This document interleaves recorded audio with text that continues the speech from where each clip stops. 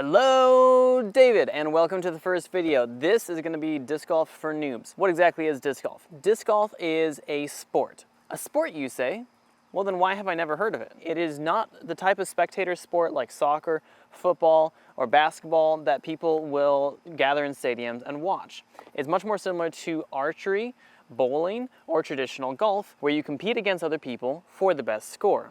As such, it's a lot slower paced and less interesting to watch, but no less fun to play. One of the coolest things about it is that it is the fastest growing professional sport in the world. Professional?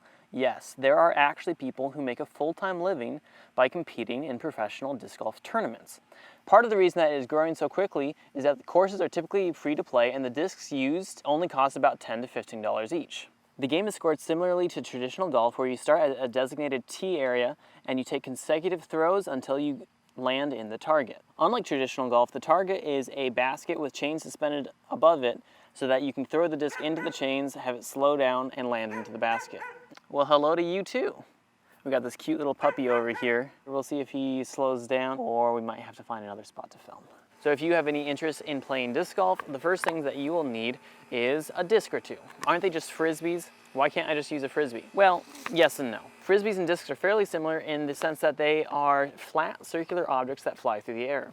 Generally speaking, frisbees are designed to be thrown and then caught by another person, and so they're lighter and less dense. Discs, on the other hand, although they're also designed to be thrown, are not designed to be caught, and so they are a lot denser and tend to have sharper edges. There's a couple primary types of discs, including putter, mid-range, fairway driver, and distance driver. Most companies recommend that you start with a putter, a mid-range, and a driver. I think you can save some money by skipping the mid-range and just starting out with a putter and a fairway driver. Oh, I'm gonna regret sitting right next to a tree. So the main difference between those four types of discs are that putters are designed to fly the slowest, and they are the most controllable.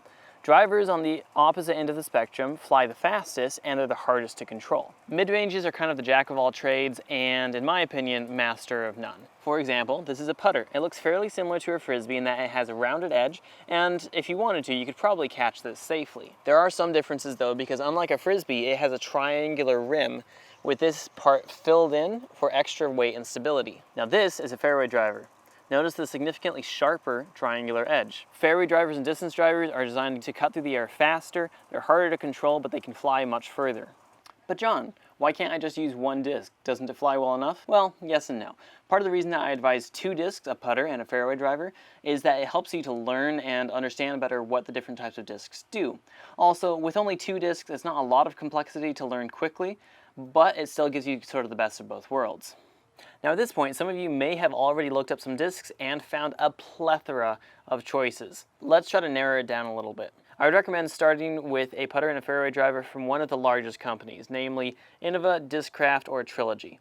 It's not that other companies are bad, but these have the widest selection, and once you get comfortable with their plastics, you're going to have a lot of options to choose from in the future. Two of my favorite discs that I personally recommend to beginners a lot are the Aviar putter and the Leopard fairway driver. Both of these have been in my bag for a pretty long time, and they're rather beginner friendly. Now if you're shopping around for discs, you'll notice that there's a variety of weights and plastic options to choose from. Now in terms of weight for your putter, I would recommend getting one of the heavier options available. Typically that's going to be somewhere in the 170 to 175 gram range.